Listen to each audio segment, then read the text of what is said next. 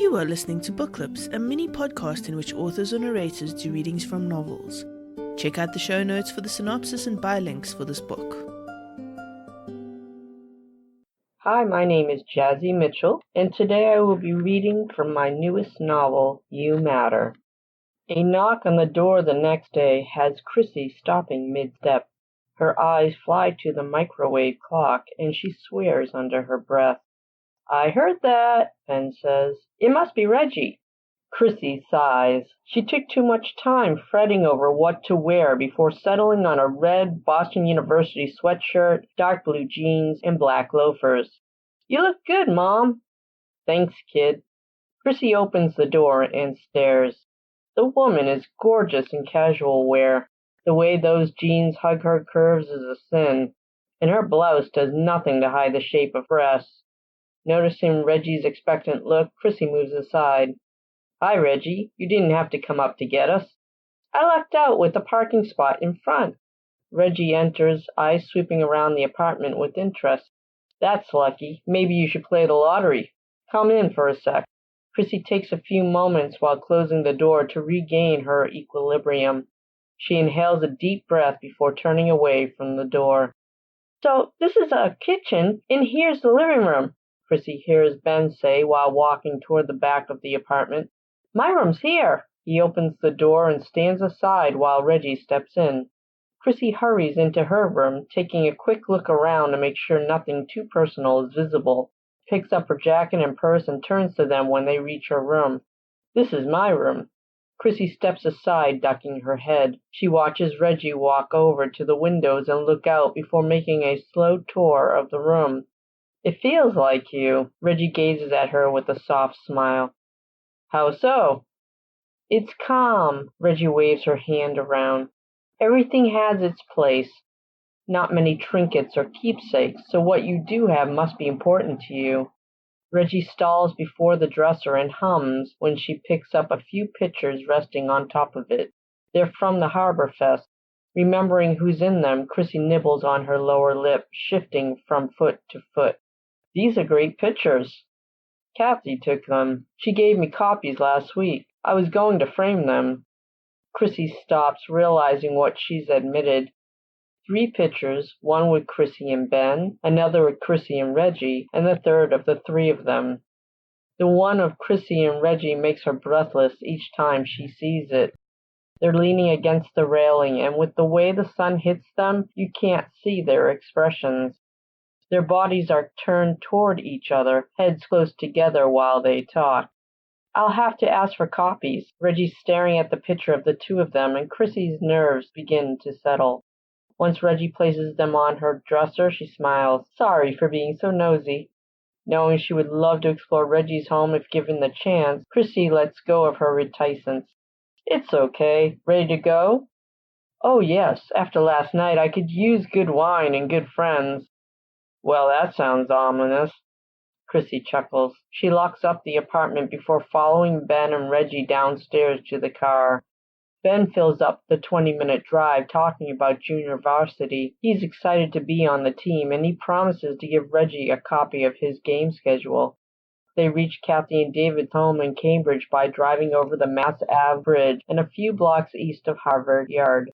Their home is on a quiet side street. Reggie parks in front of a 2-story brick facade.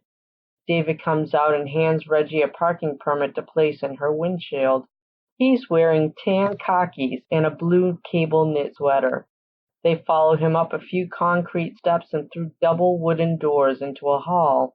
To the right is a welcoming parlor. The cream-colored walls, detailed white moldings, and pine hardwood floors create an airy quality. Chrissy steps into the room to study the detailed Victorian marble mantelpiece. The craftsmanship is breathtaking. To either side are built-in shelves stuffed with books and knickknacks. To the right are 3 bay windows looking out onto the street. "Let me give you the 5-cent tour," David smiles. Nodding, Chrissy follows along, taking note of how comfortable their home feels. The dining room has the typical square wooden table and chairs situated on a light-colored area rug. But this room also has a fireplace with different-sized white candles arranged in it instead of wood. The room flows into the kitchen, where Kathy stands cutting some vegetables behind the kitchen's center island. She looks like the perfect mom with a pink flowery apron on over a long-sleeved red cotton shirt and jeans. Chrissy can't help but wonder why they never had children. Kathy's talking to Todd, her eyes shining with laughter. Todd, I want you to meet our friends. This is Reggie and Chrissy. They both work at the firm. And this is Chrissy's son, Ben. Todd's a few inches shorter than Ben, with short blonde hair and light green eyes. He has an easy smile, and Chrissy likes him immediately. Todd smiles at everyone before turning to Ben. Hi, do you want to go downstairs? I have some cool games we can play on my tablet. Chrissy nods when Ben looks at her for permission, watching them scamper away, already talking about the various superheroes they like. Chrissy and Reggie settle at the dining room table, glasses of wine and plates of snacks littering the rectangular spruce wood. David leans back against the island, a glass of wine in his hand. The latest gossip is how you dumped Ashford, David says, a gleam in his eye. Kathy stops cutting a cucumber and looks up with a saddened expression. Oh, I thought he would be perfect for you. Reggie scowls, leaning back in her chair and crossing her arms. That's why I'm never listening to you again when it comes to my love life. Chrissy takes a long sip of her wine, doing her best to seem politely interested instead of starved for information regarding Reggie's romantic life. David refills her glass, winking at her. Well, there are plenty of other fish in the sea. No, thank you, Reggie interrupts Kathy. I don't need anyone's help. But Reggie, I know the perfect person. I'm sure you do. But I can choose who I'm interested in. Thank you very much. Sounds like you have someone in mind, David chimes in. Chrissy studies Reggie, noticing the blush kissing her cheek. A wave of jealousy rips through her, and the sweet wine tastes sour in her mouth. She wonders whether she's been imagining the subtle flirtations they've shared over the last few months. Perhaps it was all wishful thinking. She crosses her legs and plays with the stem of her wine glass, eyes focused on it. I assure you that you'll be the last to know. God, you're worse than my mother and sisters, and that's saying something. That bad? Kathy frowns. Reggie sighs. They mean well, I think. They want me to be happy and settle down and have a family. She waves her hand. I keep telling them when the timing's right, it will happen. Or you might not recognize the love of your life sitting in front of you and need your friends to help you, Kathy says. From the way Reggie rolls her eyes and her face darkens, Chrissy gets the feeling they've had this conversation many times. David grins. I don't know, Kathy. Remember when you fixed her up with Timmy? Chrissy can't help but chuckle with the others when Reggie lets out an exaggerated groan. When she chances a look at Reggie, she looks like she's in pain. That bad? She grins when Reggie drops her head in her hands. Kathy keeps cutting the vegetables, glancing up. How was I supposed to know he really wanted a meeting with your father? And the fact you have to reach back that far, David, proves most of the men I paired Reggie with weren't that bad. Women too, David says with a sly smile. Chrissy tucks away that important piece of information to think about later while ignoring the sliver of ice that winds its way down her spine. Oh, right, how could I forget? There's a woman I see at the gym I bet you'd like. Another bolt of jealousy jolts Chrissy, and her hands begin to tremble. She stands up, her sudden action stopping Reggie from uttering a retort. Where's the bathroom? I'll show you, David says, a guilty look in his eyes. Chrissy turns to follow, not willing to listen to any more of Kathy's attempts to play matchmaker. With her feelings growing each day, Chrissy can't stomach the thought of Reggie dating anyone beside herself. Kathy means well. David's voice lowers as they walk down a hallway toward the back of the house. How long have you both been friends with Reggie? I went to law school with her. Kathy met her through one of the annual firm events, and when she came on board a few years later, it was natural for all of us to spend more time together.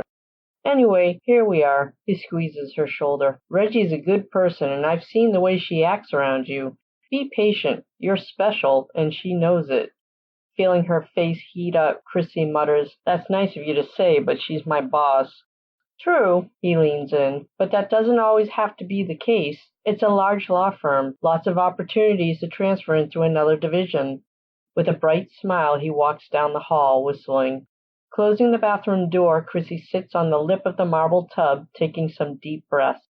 This is ridiculous. How could I ever believe she's interested in me? This is probably why she was always so professional with me in the past. She must have picked up my interest and not wanted to encourage me. Chrissy rubs her forehead. I need to get a grip. A knock on the door makes Chrissy gasp. She wonders whether anyone heard her talking to herself. Ben is constantly teasing her about her penchant for talking things out. I'll be right out. Take your time. I just want to make sure you're all right, Reggie says. Chrissy stands up and moves to the sink, staring at herself in the mirror, eyes wide. Well, shit, how long was I gone? Christina, can I come in? Yeah, sure, Chrissy squeaks out. Reggie enters and shuts the door behind her. Sorry, now you know why I'm so bad at making friends. I find I need time to process things. Reggie leans against the tub and crosses her legs at the ankle. I was afraid all that boring talk about my love life ran you off. What? No. Well, you've obviously been friends with them for a long time. I can understand if they made you feel uncomfortable talking about that in front of me, though. I mean, you're my boss, and I'm sure you don't want me hearing about your private life like that. Reggie gives a slow nod. Normally that would be true. I am a private person. I was hoping, however, that we'd gone beyond the boundary of boss and employee. I think we have, and I'm happy about that. I like spending time with you, and so does Ben. Chrissy leans back against the sink, crossing her arms. I guess I'm not really sure how to navigate this. You seem to become uncomfortable when David mentioned I've dated women in the past. Does that bother you? Chrissy's mouth becomes dry, afraid Reggie has guessed her feelings. About to deny caring about her preferences, Chrissy stops when she sees the vulnerable look in Reggie's eyes. Chrissy joins her at the tub, her hip kissing Reggie's side. She takes a deep breath. Would it bother you to know I prefer dating women? A relieved smile overtakes Reggie's face. No. Good, because that's my answer too. Right. Reggie slaps her hands on her thighs before straightening up. We should probably get back before they send out a search party. And here I thought you were the search party. Chrissy follows Reggie to the door, stopping short when Reggie turns around. Chrissy gasps, their nose nearly touching. She steps back. Reggie chuckles. Sorry. I hope you know I enjoy spending time with you and Ben. If you ever feel uncomfortable around me for any reason, will you promise to talk to me about it, please? Yes, of course. Same here. I like where our relationship is going, but it's scary for me. I don't trust a lot of people. I'll do my best to make sure you don't regret it. Reggie runs her hand down Chrissy's arm before turning and opening the door. Chrissy follows the hypnotic sway of Reggie's hips and vows to do the same. You have been listening to me, Jazzy Mitchell, reading from my newest novel, You Matter. You have been listening to Book Clips. Check out the show notes for the synopsis and buy links for this book. If you are interested in showcasing your novel, then check out the show notes for more information.